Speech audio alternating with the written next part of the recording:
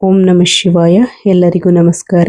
ಇಂದು ಈ ವಿಡಿಯೋದ ಮೂಲಕ ಧನು ರಾಶಿಯವರ ಜಾತಕ ಫಲಿತಾಂಶಗಳ ಬಗ್ಗೆ ತಿಳಿದುಕೊಳ್ಳೋಣ. ಇಂದು ನಾನು ನಿಮ್ಮೊಂದಿಗೆ ಹಂಚಿಕೊಳ್ಳಲಿರುವ ವಿಷಯವು ಈ ರಾಶಿಯವರಿಗೆ ಸಂಬಂಧಿಸಿದ ಅತ್ಯಂತ ವಿಶೇಷವಾದ ವಿಚಾರವಾಗಿದೆ.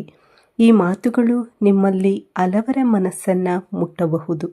ಏಕೆಂದರೆ ಜೀವನದಲ್ಲಿ ಕೆಲವು ಕ್ಷಣಗಳು ಇರುತ್ತವೆ. ಅವುಗಳನ್ನು ಯಾವುದೇ ಪದಗಳಿಂದ ಸಂಪೂರ್ಣವಾಗಿ ವಿವರಿಸಲು ಸಾಧ್ಯವಿಲ್ಲ.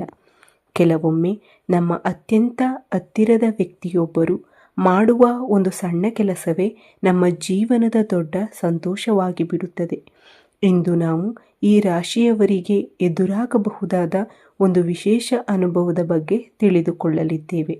ಆದ್ದರಿಂದ ಈ ವಿಡಿಯೋವನ್ನು ಕೊನೆಯವರೆಗೂ ತಪ್ಪದೆ ನೋಡಿ. ಕೊನೆಯಲ್ಲಿ ನಿಮಗಾಗಿ ಒಂದು ಮಹತ್ವದ ಸಂದೇಶವೂ ಇದೆ. ಮೊದಲು ಈ ರಾಶಿಯವರ ಬಗ್ಗೆ ಸ್ವಲ್ಪ ತಿಳಿದುಕೊಳ್ಳೋಣ. ಧನುರ್ ರಾಶಿಯು ರಾಶಿ ಚಕ್ರದ 9ನೇ ರಾಶಿಯಾಗಿದೆ. ಧನುರ್ ರಾಶಿಯು ಮೂಲ ನಕ್ಷತ್ರ 1, 2, 3 ಮತ್ತು 4 ಪಾದಗಳು, ಪೂರ್ವಾಷಾಢ ನಕ್ಷತ್ರ 1, 2, 3 ಮತ್ತು 4 ಪಾದಗಳು, ಉತ್ತರಾಷಾಢ ನಕ್ಷತ್ರ 1ನೇ ಪಾದ, ಒಟ್ಟು 9 ಪಾದಗಳನ್ನು ಒಳಗೊಂಡಿರುತ್ತದೆ. ಧನುರ್ ರಾಶಿಯ ಗ್ರಹಾಧಿಪತಿಯು ಗುರುನಾಗಿರುತ್ತಾನೆ. ಇವರು ಗುರುವಿನ ಪ್ರಭಾವದಿಂದಾಗಿ ಸದಾ ಸಕಾರಾತ್ಮಕವಾಗಿ ಯೋಚಿಸುತ್ತಾರೆ. ಜೀವನವನ್ನು ಉತ್ಸಾಹದಿಂದ ಬದುಕುತ್ತಾರೆ. ಧನುರ್ ರಾಶಿಯವರಿಗೆ ಶನಿಯ ಪ್ರಭಾವದಿಂದ ಈ ರಾಶಿಯವರು ಅತ್ಯಂತ ಬುದ್ಧಿವಂತರು, ಆಳವಾಗಿ ಯೋಚಿಸುವವರು ಮತ್ತು ಜೀವನವನ್ನು ವಿಭಿನ್ನ ದೃಷ್ಟಿಕೋನದಿಂದ ನೋಡುವವರು. ಇವರಲ್ಲಿ ಅದ್ಭುತವಾದ ನೆನಪಿನ ಶಕ್ತಿ ಇರುತ್ತದೆ. ಹೊಸ ಆಲೋಚನೆಗಳನ್ನು ಹುಟ್ಟಿ ಹಾಕುವ ಸಾಮರ್ಥ್ಯ ಇವರ ವಿಶೇಷತೆ. ಒಂದು ಕೆಲಸವನ್ನು ಎಲ್ಲರೂ ಒಂದೇ ರೀತಿಯಲ್ಲಿ ಮಾಡುತ್ತಿದ್ದರೆ ಈ ರಾಶಿಯವರು ಅದನ್ನು ಹೊಸ ರೀತಿಯಲ್ಲಿ ಹೇಗೆ ಮಾಡಬಹುದು ಎಂದು ಯೋಚಿಸುತ್ತಾರೆ. ಇವರಿಗೆ 6ನೇ ಇಂದ್ರಿಯವು ಉತ್ತಮವಾಗಿರುತ್ತದೆ. ಕೆಲವೊಮ್ಮೆ ನಡೆಯಲಿರುವ ಘಟನೆಗಳನ್ನು ಮುಂಚಿತವಾಗಿಯೇ ಊಹಿಸುವ ಸಾಮರ್ಥ್ಯವು ಇವರಲ್ಲಿರುತ್ತದೆ. ಆದರೆ ಪ್ರತಿಯೊಬ್ಬ ವ್ಯಕ್ತಿಯಲ್ಲಿರುವಂತೆ ಈ ರಾಶಿಯವರಲ್ಲಿಯೂ ಒಂದು ಸಣ್ಣ ದುರ್ಬಲತೆ ಇದೆ. ಅದು ಏನೆಂದರೆ ಇವರು ತುಂಬ ಸುಲಭವಾಗಿ ಜನರನ್ನು ನಂಬಿಬಿಡುತ್ತಾರೆ. ಯಾರಾದರೂ ಪ್ರೀತಿಯಿಂದ ನೀವು ನನ್ನವರೇ, ನೀವು ನನ್ನ ಕುಟುಂಬದವರಂತೆ ಎಂದು ಹೇಳಿದರೆ ಈ ರಾಶಿಯವರು ಅವರನ್ನು ಸಂಪೂರ್ಣವಾಗಿ ಮನಸ್ಸಿನಿಂದ ನಂಬುತ್ತಾರೆ. ತಮ್ಮ ರಹಸ್ಯಗಳನ್ನು ಹಂಚಿಕೊಳ್ಳುತ್ತಾರೆ. ಕೆಲವೊಮ್ಮೆ ಇದೇ ಗುಣದಿಂದ ಅವರಿಗೆ ನೋವು ಉಂಟಾಗುತ್ತದೆ. ಇನ್ನೊಂದು ವಿಶೇಷ ಸಂಗತಿ ಎಂದರೆ ಶನಿಯ ಪ್ರಭಾವದಿಂದ ಇವರ ಜೀವನದಲ್ಲಿ ಕೆಲವು ಕೆಲಸಗಳು ತಡವಾಗಿ ನೆರವೇರುತ್ತವೆ. ಆದರೆ ತಡವಾದರೂ ಶಾಶ್ವತವಾದ ಫಲ ಸಿಗುತ್ತದೆ. ಇನ್ನು ಮುಖ್ಯ ವಿಷಯಕ್ಕೆ ಬರೋಣ. ಇತ್ತೀಚಿನ ದಿನಗಳಲ್ಲಿ ನಿಮ್ಮ ಸಂಗಾತಿಯ ವರ್ತನೆಯಲ್ಲಿ ಏನಾದರೂ ಬದಲಾವಣೆ ಕಂಡಿದೆಯೇ? ಅವರು ಮೊದಲಿನಂತೆಯೇ ಮಾತನಾಡುತ್ತಿಲ್ಲವೇ? ಯಾವಾಗಲೂ ಏನೋ ಯೋಚಿಸುತ್ತಿರುವಂತೆ ಕಾಣುತ್ತಿದೆಯೇ? ನೀವು ಇದನ್ನು ಸಾಮಾನ್ಯ ಎಂದುಕೊಂಡಿರಬಹುದು. ಆದರೆ ಅವರ ಮನಸ್ಸಿನಲ್ಲಿ ನಡೆಯುತ್ತಿರುವ ಸಂಪೂರ್ಣ ಬೇರೆ ವಿಷಯವಾಗಿರಬಹುದು. ಅವರು ನಿಮ್ಮ ಬಗ್ಗೆ ಯೋಚಿಸುತ್ತಿದ್ದಾರೆ. ನಿಮ್ಮ ಕುಟುಂಬದ ಭವಿಷ್ಯದ ಬಗ್ಗೆ ಯೋಚಿಸುತ್ತಿದ್ದಾರೆ. ನಿಮ್ಮ ಸಂತೋಷಕ್ಕಾಗಿ ಏನು ಮಾಡಬೇಕು ಎಂಬುದರ ಬಗ್ಗೆ ಯೋಚಿಸುತ್ತಿದ್ದಾರೆ. ಅವರ ಪರಿಣಾಮವಾಗಿ ಅವರು ಒಂದು ಮಹತ್ವದ ನಿರ್ಧಾರವನ್ನು ತೆಗೆದುಕೊಳ್ಳುವ ಸಾಧ್ಯತೆ ಇದೆ. ಆ ನಿರ್ಧಾರ ಮೊದಲಿಗೆ ನಿಮಗೆ ಅರ್ಥವಾಗದೇ ಇರಬಹುದು. ಇವರು ಹೀಗೆ ಏಕೆ ಮಾಡಿದರು ಎಂಬ ಪ್ರಶ್ನೆ ನಿಮ್ಮ ಮನಸ್ಸಿಗೆ ಬರಬಹುದು. ಆದರೆ ಸ್ವಲ್ಪ ಸಮಯದ ನಂತರ ಅದರ ಹಿಂದಿನ ಪ್ರೀತಿ, ಕಾಳಜಿ, ಜವಾಬ್ದಾರಿ ಮತ್ತು ತ್ಯಾಗವನ್ನು ನೀವು ಅರ್ಥ ಮಾಡಿಕೊಳ್ಳುತ್ತೀರಿ. ಬಹುಶಃ ಅವರು ನಿಮಗೆ ಒಂದು ಸಣ್ಣ ಉಡುಗೊರೆ ನೀಡಬಹುದು, ಅಥವಾ ನೀವು ಬಹಳ ದಿನಗಳಿಂದ ಬಯಸುತ್ತಿದ್ದ ವಿಷಯದ ಬಗ್ಗೆ ಸಂತೋಷದ ಸುದ್ದಿಯನ್ನು ತಿಳಿಸಬಹುದು. ಇಲ್ಲವೇ ಇಷ್ಟು ದಿನ ಮನಸ್ಸಿನಲ್ಲಿ ಇಟ್ಟುಕೊಂಡಿದ್ದ ಭಾವನೆಗಳನ್ನು ಮೊದಲ ಬಾರಿಗೆ ನಿಮ್ಮ ಮುಂದೆ ತೆರೆದಿಡಬಹುದು.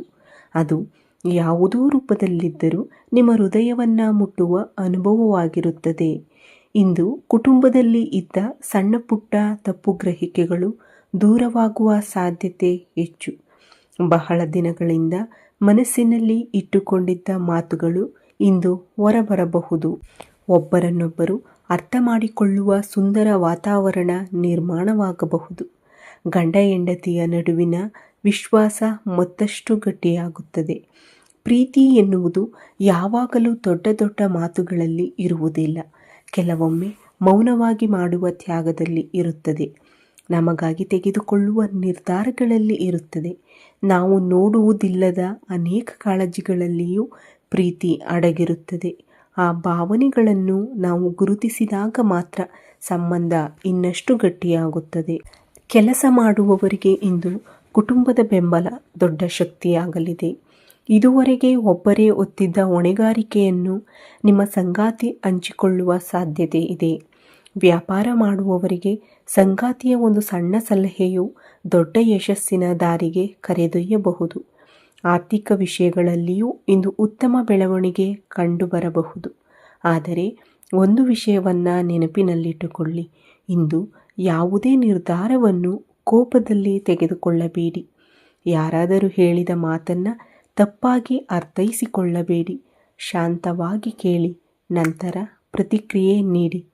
ಆದ್ದರಿಂದ ಅನಗತ್ಯ ಸಮಸ್ಯೆಗಳು ದೂರವಾಗುತ್ತವೆ. ಈ ರಾಶಿಯವರು ಸಹಜವಾಗಿಯೇ ಸ್ವಾಭಿಮಾನಿಗಳು. ಕೆಲವೊಮ್ಮೆ ಮನಸ್ಸಿನಲ್ಲಿರುವ ನೋವನ್ನು ಯಾರೊಂದಿಗೂ ಹಂಚಿಕೊಳ್ಳುವುದಿಲ್ಲ. ಆದರೆ ಇಂದು ನಿಮ್ಮ ಮನಸ್ಸನ್ನು ನಿಮ್ಮ ಸಂಗಾತಿಯ ಮುಂದೆ ತೆರೆದಿಡಿ. ನಿಮ್ಮ ಸಂತೋಷವನ್ನು ಹೇಳಿ, ನಿಮ್ಮ ನೋವನ್ನು ಹೇಳಿ, ನಿಮ್ಮ ಕನಸುಗಳನ್ನು ಹಂಚಿಕೊಳ್ಳಿ. ನೀವು ಹೀಗೆ ಮಾಡಿದರೆ ನಿಮ್ಮ ಸಂಬಂಧ ಮತ್ತಷ್ಟು ಸುಂದರವಾಗುತ್ತದೆ. ಇಂದು ನೀವು ಒಂದು ವಿಷಯವನ್ನು ಅರಿತುಕೊಳ್ಳುತ್ತೀರಿ. ಜೀವನದಲ್ಲಿ ನಿಜವಾದ ಸಂಪತ್ತು ಹಣವಲ್ಲ, ನಮ್ಮನ್ನು ಪ್ರೀತಿಸುವ ಜನರು, ನಮ್ಮನ್ನು ಅರ್ಥ ಮಾಡಿಕೊಳ್ಳುವ ಜನರು, ನಮ್ಮ ಕಷ್ಟದಲ್ಲಿ ನಮ್ಮ ಜೊತೆಯಲ್ಲಿ ನಿಲ್ಲುವ ಜನರು, ಅವರೇ ನಮ್ಮ ಜೀವನದ ನಿಜವಾದ ಸಂಪತ್ತು. ಆದ್ದರಿಂದ ಅಂತಹ ಸಂಬಂಧಗಳನ್ನು ಗೌರವಿಸಿ ಪ್ರೀತಿಯಿಂದ ಕಾಪಾಡಿಕೊಳ್ಳಿ. ಒಂದು ಕ್ಷಣದ ಕೋಪದಿಂದ ವರ್ಷಗಳ ಸಂಬಂಧ ಹಾಳಾಗದಂತೆ ನೋಡಿಕೊಳ್ಳಿ. ನಿಮ್ಮ ಸಂಗಾತಿ ಇಂದು ತೆಗೆದುಕೊಳ್ಳುವ ನಿರ್ಧಾರ ನಿಮ್ಮ ಜೀವನದಲ್ಲಿ ಹೊಸ ಅಧ್ಯಯನಕ್ಕೆ ಕಾರಣವಾಗಬಹುದು. ನೀವು ಇಷ್ಟು ದಿನಗಳಿಂದ ಹೊಂದಿದ್ದ ಅನುಮಾನಗಳು ದೂರವಾಗಬಹುದು. ನಿಮ್ಮ ಮನಸ್ಸಿಗೆ ನೆಮ್ಮದಿ ಸಿಗಬಹುದು. ಮುಂದಿನ ದಿನಗಳಲ್ಲಿ ಕುಟುಂಬದಲ್ಲಿ ಸಂತೋಷ ಮತ್ತು ಸಮೃದ್ಧಿ ಹೆಚ್ಚಾಗುವ ಸೂಚನೆಗಳು ಕಾಣಿಸುತ್ತಿವೆ. ಆದರೆ ಒಂದು ವಿಷಯವನ್ನು ಮರೆಯಬೇಡಿ, ಜ್ಯೋತಿಷ್ಯವು ಮಾರ್ಗದರ್ಶನ ನೀಡುತ್ತದೆ. ನಮ್ಮ ಜೀವನವನ್ನು ರೂಪಿಸುವುದು ನಮ್ಮ ಒಳ್ಳೆಯ ಆಲೋಚನೆಗಳು, ಒಳ್ಳೆಯ ನಡೆ ಮತ್ತು ದೇವರ ಮೇಲಿನ ನಂಬಿಕೆ. ಆದ್ದರಿಂದ ಪ್ರತಿದಿನ ದೇವರನ್ನು ಸ್ಮರಿಸಿ, ಹಿರಿಯರನ್ನು ಗೌರವಿಸಿ, ಯಾರ ಮನಸ್ಸಿಗೂ ನೋವು ಕೊಡಬೇಡಿ. ಸಾಧ್ಯವಾದಷ್ಟು ಒಳ್ಳೆಯ ಕೆಲಸಗಳನ್ನು ಮಾಡಿ. ಹೀಗೆ ಮಾಡಿದರೆ ದೇವರ ಕೃಪೆ ನಿಮ್ಮ ಜೀವನದಲ್ಲಿ ಸದಾ ಇರುತ್ತದೆ. ಕೊನೆಯಲ್ಲಿ ನಮ್ಮ ಹೃತ್ಪೂರ್ವಕ ಪ್ರಾರ್ಥನೆ. ಭಗವಾನ್ ಶ್ರೀ ವೆಂಕಟೇಶ್ವರ ಸ್ವಾಮಿಯ ಕೃಪೆ ನಿಮ್ಮ ಕುಟುಂಬದ ಮೇಲೆ ಸದಾಕಾಲ ಇರಲಿ. ನಿಮ್ಮ ವೈವಾಹಿಕ ಜೀವನ ಸುಖ, ಶಾಂತಿ ಮತ್ತು ಸಮೃದ್ಧಿಯಿಂದ ತುಂಬಿರಲಿ. ನೀವು ಬಯಸಿರುವ ಎಲ್ಲ ಒಳ್ಳೆಯ ಆಸೆಗಳು ಶೀಘ್ರದಲ್ಲೇ ನೆರವೇರಲಿ.